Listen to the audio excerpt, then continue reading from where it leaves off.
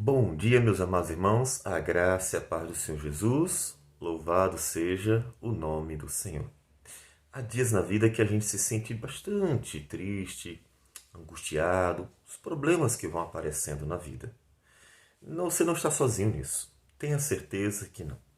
Cristãos do mundo inteiro passam por lutas, dificuldades, cristãos do mundo inteiro passam por momentos de angústia. E vemos isso em Davi também. Salmo 9, em que estamos meditando, versículos 13 e 14 nos dizem assim: Compadece-te de mim, Senhor, vê a que sofrimentos me reduziram os que me odeiam. Tu que me levantas das portas da morte, para que às portas da filha de Sião eu proclame todos os teus louvores e me regozije da tua salvação. Davi clama ao Senhor, coloca a sua vida diante de Deus. E ele constrói um texto que ele tem uma estética bem bonitinha. Ele constrói o que a gente chama de quiasmo concêntrico. O que é isso? O texto ele forma uma setinha. As ideias formam uma setinha. Veja que há um paralelo das ideias. Olha que interessante. Ele está clamando a Deus. Compadece-te de mim, Senhor. Veja que sofrimentos me reduziram. Esta era a realidade. Os seus inimigos haviam maltratado, seus inimigos haviam perseguido.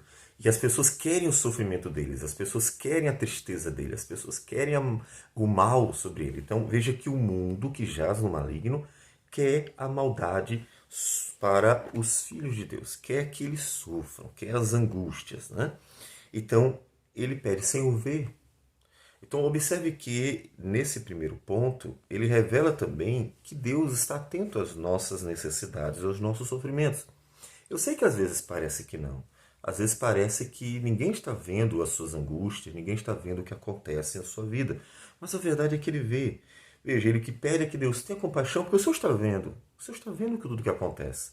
A certeza de que Deus é aquele que nos vê traz conforto, porque então colocamos diante dele, mas porque ele está vendo. Nossas orações não são informativas, como nós dissemos outrora.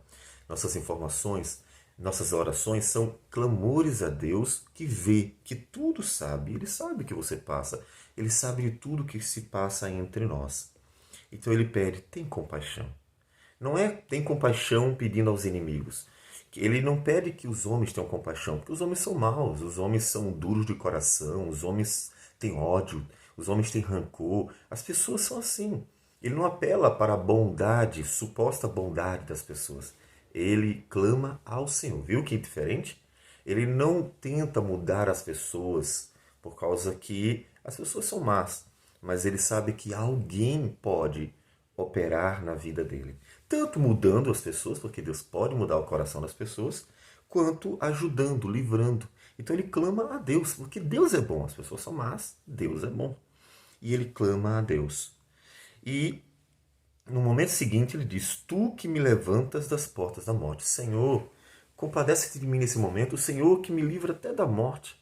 O Senhor que me livra do mal final que eles tentam trazer sobre mim, que é a morte. Então, Senhor, me ajuda nesse momento, porque o Senhor é aquele que nos salva das piores catástrofes. Senhor, nos ajude, livre-nos. Inclusive, nesse momento de pandemia, é o que você deve fazer. Clamar a Deus por livramento, por ajuda.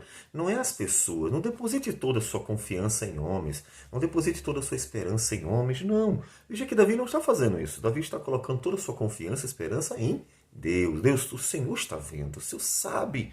Então me ajude. O Senhor que me livra da morte. Me ajuda.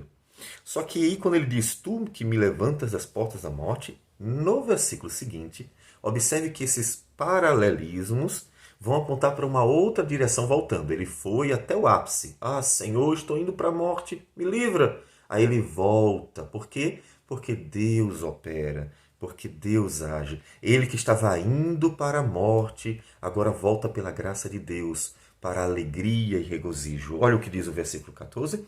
Para que as portas da filha de Sião.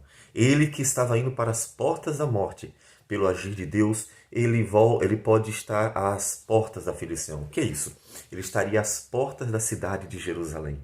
Ele estaria às portas da cidade do povo de Deus. Mas para quê? Porta da cidade é o lugar de reunião, é o lugar de encontro, é o lugar de anunciar as questões políticas, econômicas, de anunciar avisos, assembleias. A porta da cidade era como uma praça, onde as pessoas se reuniam para saber as coisas, para se encontrar, para negociar. E as portas da cidade, ele está dizendo, eu estarei no meio do povo. Eu que estava indo para as portas da morte sozinho. E pelo teu livramento, Senhor, eu estarei às portas da cidade, no meio do povo, para me regozijar. E para quê? Para eu proclame todos os teus louvores. Ah, Deus, livra-me das portas da morte.